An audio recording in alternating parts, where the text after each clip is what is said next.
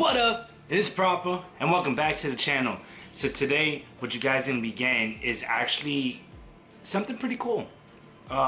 Argentina Remote Duel Extravaganza first place Cyberse deck.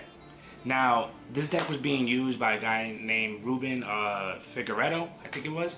He actually won two events. He won the Argentina Extravaganza Remote Duel, and then he won, I think it was a winner mat, and it's pretty cool that he won with Cyberse. And it's crazy because we haven't even gotten the rest of the support yet. Like, you know, we still haven't gotten so we haven't even gotten code exporter and stuff like that. And what makes this deck really interesting is that he won without using like all the searching, like Cynet Codec and stuff like that. You know, he used very limited spells, as you guys can see. 2 Cynet minings, but triple pot of desires and stuff like that. Even Book of Moon. Scapegoat is pretty logical why he's using Scapegoat.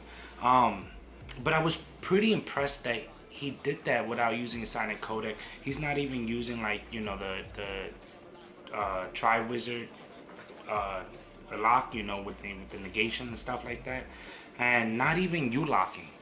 So for him to pull that off with a deck that most people would expect to be U-locked and stuff like that, you know, even with using Corruptibility, it's pretty impressive. You know, his side deck is ridiculous. Like, it's nothing but Hate of Destruction and stuff like that. He even has Pendulum Hate over here with the anti-spell fragments. So it's pretty impressive. And also it was pretty impressive that he did that with the matchups he had. I think he had Zoo Eldritch. He wound up like in the tournament, it was like Zoo Eldritch, Pure Zoo, Tri-Brigade Lyricless, and even Prank Kids was in there. So it was pretty impressive that he was able to go through all those decks without even U-locking, without using Corruptive Ibly. But you know what? All that was replaced with these heavy-duty trap cards. Like, you know, Crackdown, he was taking his opponent's monsters. You know, Solemn Judgment, practically the Solemn Brigade is for except for Strike. You know, 2 Solemn Warnings, and then just even more destruction, like, you know, Torrential Tribute and Mirror Force, and then last but not least, Conflict for just your negation. Now, I did some duels, you know, just to test out with this deck, and I can understand why he was winning. I was trying to find some Zoo matchups and maybe even some Tri-Brigade players, but I didn't even get across them. So I just wanted to see what the deck was doing. Like, I was trying to understand it. Like, looking at it on paper is it's kind of weird. Like, you know, it's really kind of weird, but he made it work. You know, the amount of normal summons right here, like, you know, the gadget, the debug, like, he's not even playing Converter to get his special summon out the hand and stuff like that. So it was pretty cool. So I went up against random decks just to see what the deck, like, how it played out without using U-locks or without even using Cynet Codec, stuff like that. What I did like was that it's funny because I was gonna put Cleric in my deck. If you guys saw the profile, now I'll put in the link in the description below. I'll also be putting Ruben's this deck list, like his video, in the description below. So check it out so you guys can see. You know, it's in a different language though. It's in Spanish, guys. So if you guys know Spanish, you guys are lit. If not, just look at the cards, you'll know. And but yeah, I was pretty happy to see Cleric in it, because Cleric is so plus. You can get it special summoned from the graveyard, or even special summoned from the hand, and link it and just draw a free card.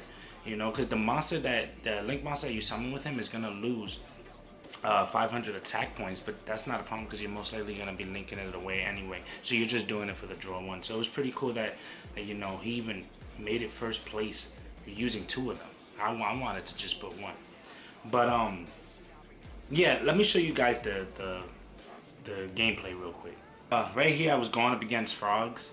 At first when I looked at the hand, I was like if I had it with my build, I knew what to do already. Like I already saw where I can go with this hand, and you guys will see. But like if I had like the codec in it and stuff like that, this hand would have been nuts, even more nuts than what I'm about to do. So let's check it out. First up, I go first. I sign in mining, pitching the microcoder, end up summoning gadget, bringing back the microcoder and linking with it, going into code talker, and making sure I don't get ash, so leaving the last chain for the gadget, getting a token, then going to transcode talker and mill the dotscaper with the code generator that I ended up using to summon code talker, and then milling milling, you get it. And then bringing back code talker, and right here just going straight into Xcode.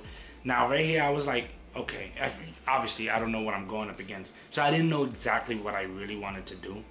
So I was like, you know what, let's just go into topologic Zerberus. Now this card right here, I totally understand why he played it. So let me just show you exactly. Like here, you're gonna summon him here because if he ever links, obviously you could just banish. So like if you're going up against anybody that's heavy duty on linking, like maybe even tri-brigades and stuff like that, you can just banish practically the whole board. Well, you're losing your stuff too, but it doesn't matter. You in this end board, you have a conflict that is an omni negate, and then they can't use the same card until the end of the next turn. Then you got an ash to stop something, such as like, you know, that pot of desires right here, and that Xcode talker to protect the Zoroboros. So that's, I could see, it doesn't look like a lot, but it actually does something. And you can see he's heavy on back row, and he sets the Duke Frog. So I was like, okay, now I'm worried because of that back row. But at the same time, Xcode is protecting Zoroboros. Now right here, he was trying to make sure I get rid of one of these guys. I didn't want to do that because I still needed Xcode to protect the Zoroboros, because I didn't know what these back row cards were still. So I was like, you know what, let's conflict. It doesn't matter. So I decided to just say, hey, normal summon, take my chance. He torrential, but look, Zoroboros is still saved. So hit him with the 52. Then I set my torrential, past turn. We already know that this is a solemn judgment, so I gotta be real careful. He sets another back row. I was like, oh damn. But I was like, battle phase, just YOLO it. And I'll be honest with you, frogs are not gonna really be able to get over Zoroboros, at least not that I know of. So I was like, you know, let's just go straight for the game. I didn't know if there was like a Mirror Force or anything, and now if there was Mirror Force, obviously I still have a normal summon. I still got these two cards, and Ruben was playing two Code Talkers, so I was gonna be able to search maybe another mining or something like that, or anything else. Because honestly, the only Cynet cards he was playing was Conflict and mining, so it's like I'm forced to search the mining. But you see how limited it was, and he still was able to come in first place with this. So it's pretty impressive that he did this. Okay guys, I thought it was a game 2. It was, but he just ended up, that moment he said he was going first, he just left the game. So I went straight to playing another game, and I ended up going up against Dragon Maids. Now this was pretty weird, but check it out, because I drew into 2 parallel exceeds, and I was just like, damn, like he only played 2 parallel exceeds too. But I was like, you know what, whatever, I gotta make it work. And it's funny because he asked me when I summoned Parallel Exceed, he's like, why didn't you just summon the other one? And I told him the truth, the other one's stuck in my hand, like I can't do nothing. He said that must sucks. So it was pretty cool. Like, you know, I didn't like how I ended the board because I didn't know what he was playing. Like, you know, transcode and a Code Talker, and then just a torrential and a conflict. Like one negate, and Ruben, you gotta tell me how the hell you did this, bro. Like, especially going against Zoo, Eldritch, and stuff like that. Like, you know, Prank Kids alone could play around all this. So it's kind of interesting. He had an iffy hand, so he had back row though, but it didn't really bother me. Honestly, he couldn't target trans or Xcode. Now he can't target. He couldn't target trans and Code Talk, but now he can't target Xcode. And right here, he had no choice. He thought he can target these guys with Lost Wind to negate, but that wasn't the case. So we're going to Splash Mage. Now you're gonna start seeing what he was able to do. Like, everything couldn't be destroyed by card effects over here, and it was pretty interesting. Now this is like pretty cool that he played Link Karibo, because as you can see, the last duel I played against a trap heavy deck. Now this guy's playing trap heavy, so it's like Link Karibo did help a lot. So I let him do that. It didn't matter. Clean up, and I was just like, nah, conflict. Can't let that happen. Banish that, and just hit him directly. But you can see exactly what the look. And then I drew into Mirror Force, and I was just like, you know what? Access code that back row. Even though he said it before, I was like, better safe than sorry. 2 Mirror Forces. 2 Mirror Forces. That's what blew my mind. But you know, access code is a thing, guys. And as you can see, that was game right there. 2 Mirror Forces still went through. Now, let's go to game 2.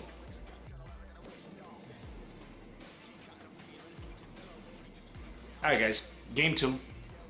I'm starting to notice that a lot of Dragon Maid people are playing polymerization. We did side deck in this one. As you can see, I put the twin twisters in it, stuff like that, because I saw he was playing crazy back row. And this hand is like, it's like iffy. You know, for me going second is fine. Book of Moon and Ash and a twin twister is fine. So he goes first. He's gonna end up normal summon Chambers. I end up ashing that just because of the fact that I didn't want him to get hospitality or anything else like cleanup and stuff like that. And even if so, if he did hospitality, he would have actually definitely could have went to like a striker, hospitality, bring it back, and then poly. He could have done a little bit more, but here he couldn't really do much. So since I ashed, he's forced to use polymerization and go into House Dragon Maid. He ends his turn with the back row by sending Welcome. I drew into the parallel exceed. Now, here I decided just to twin twist and get rid of the Book of Moon. I didn't need Book of Moon because there's no point of booking House. And then I know you guys are probably gonna say why you just didn't twin twist to get rid of microcoder so you can normal summon Gadget. I didn't know if he side deck Veilers. So like if I would have did that and normal summon Gadget, activate Gadget to target the microcoder to special summon, I would have gotten Veilered. I would have been tight because now it's like, oh man, now I'm down 1 resource. So I was like, you know, it doesn't matter because microcoder can be linked from the hand. So just normal summon the Gadget, link it away, good code talking, trigger both of them, and then the parallel exceed. So now the board gets flooded here. Like, you know, with a token, parallel brings out another one, and I get the conflict. Transcode brings back code talker, and then get away for X code, and now I'm pretty big here to just go off, and then summon the Link Karibo just in case he sets another trap. So now I have 2 negations of traps. I mean, I have 1 negation of a trap and an Omni negate. With 1 card in the hand, he really didn't have anything to do here. So it's pretty impressive. Look, he got the Mirror Force, and like it didn't even matter because I had Link Karibo. So he does the Mirror Force, and Link Karibo is just gonna negate it. So here it was game. It was definitely game. I got another duel. Let me just. Alright, guys. This is another duel I did. This was just a 1 duel thing. This duel was kind of weird. He was playing like Unchained, Yabel thingies. Like, you know, it's pretty smart. I haven't even seen Archfiend Electric in a minute. So here I decided to go and summon the Dot Scraper, get the Link Karibo, and then special summon the Parallel Exceed. I feel like I misplayed maybe in this duel somewhere. I gotta look at the video again. But here, see, this is when you send the Cleric, and then the Cleric, I foolished it because it was no point. I had Dot Scaper in the hand, 2 of them. So it's like, okay, I'm gonna activate, bring it back so I can try to draw another one.